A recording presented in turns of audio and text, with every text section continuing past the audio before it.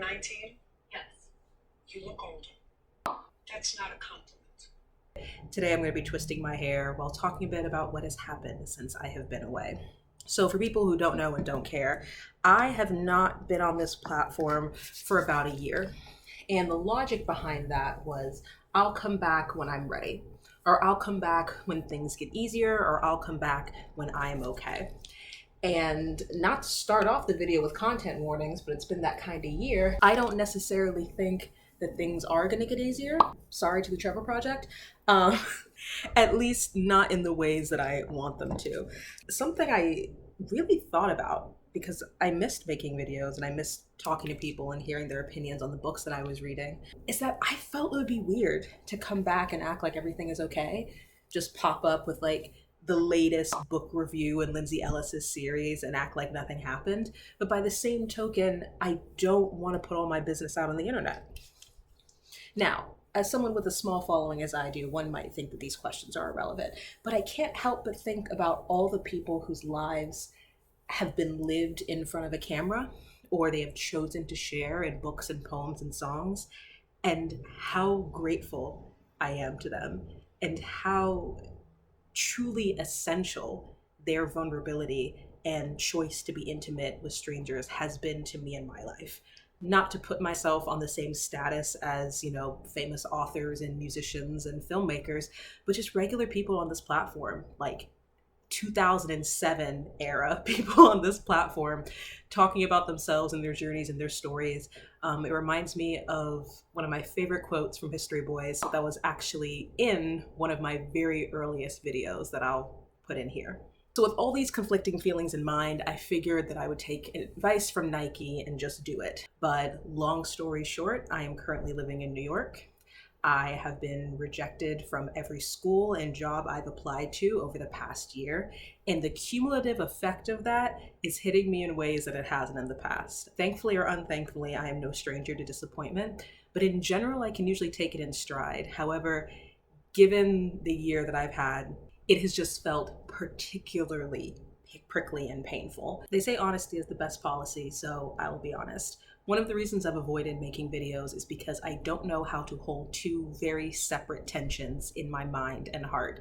On one hand, I want to act like nothing has happened over the past year, that I haven't been challenged in ways I never have been before, that I haven't experienced the amount of loss that I have in personal, professional, financial, all of these ways.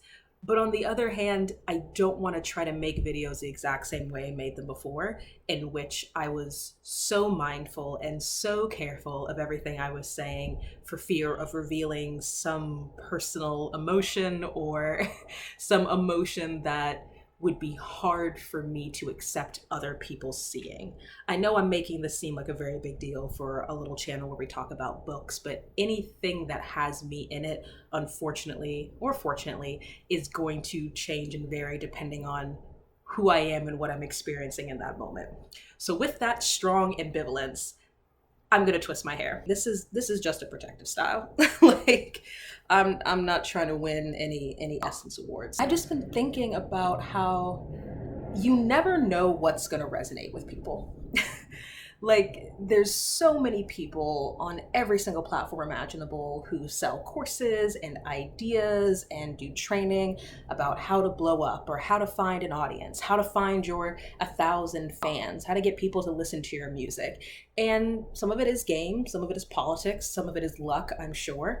But a lot of it seems just almost spiritual to me, in that so much of what is spiritual is often considered unknowable. We, in general, have no idea what is not only going to resonate with people now, but what is going to last. I'm still trying to figure out in this tiny time capsule, in this little microcosm of my mind, however long this video is, how much I want to share and how much I don't. But also I have no desire to sit on here and be like, story time, my traumatic breakup, story time, the death of a loved one. Like, I don't want to mine my personal life for content, but I want to acknowledge that those things have happened. And I miss the opportunity to articulate my thoughts and respond to a piece of work and to hear other people's opinions and get challenged and get affirmed and get new ideas, that is not something that I take lightly in the slightest.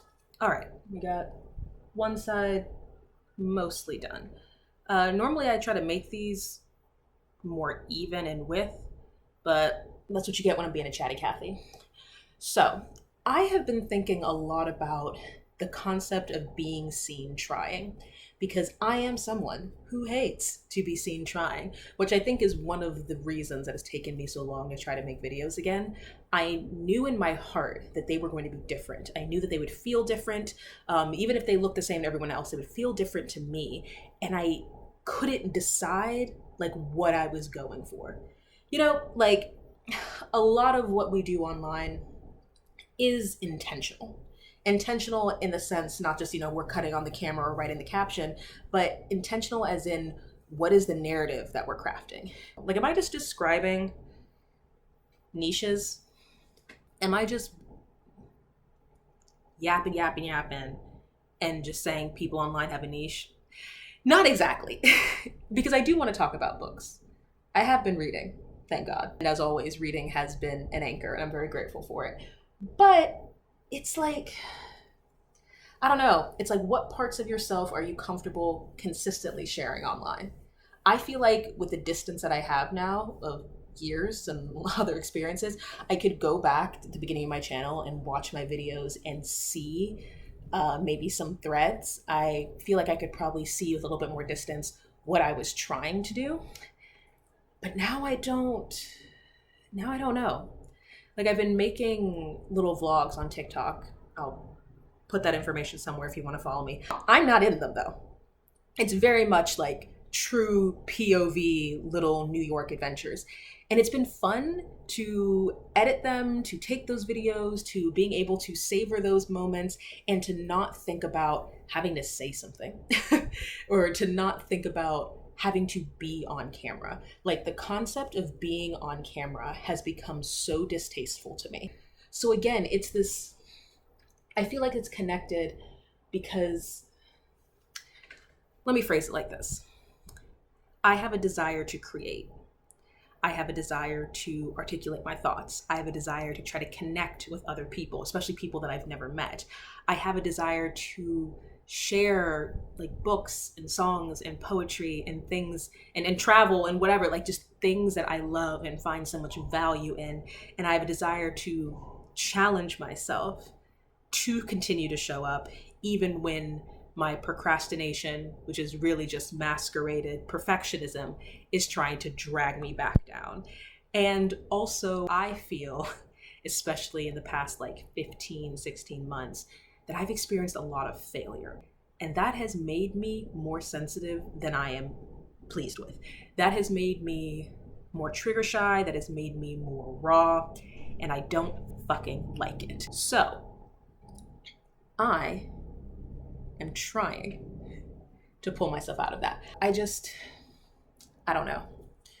And I hate not knowing. I am someone who has always had a plan. And the plan can change. Maybe the plan has changed a lot. I was gonna be an archaeologist. Like, there's a lot that can change that I'm comfortable with changing. But having a plan that changes and not having a plan at all are two very, very different things to me. So that does beg the question, is my desire to make videos again truly just another outlet of creativity and expression, connecting with another human being? Or am I trying to desperately prove that I will not fail at yet another thing? Despite the fact that I don't know what not failure, success? No, not failure. I don't know what not failure looks like, but I guess we'll see. I feel like this is probably a good time to say that this is not a cry for help.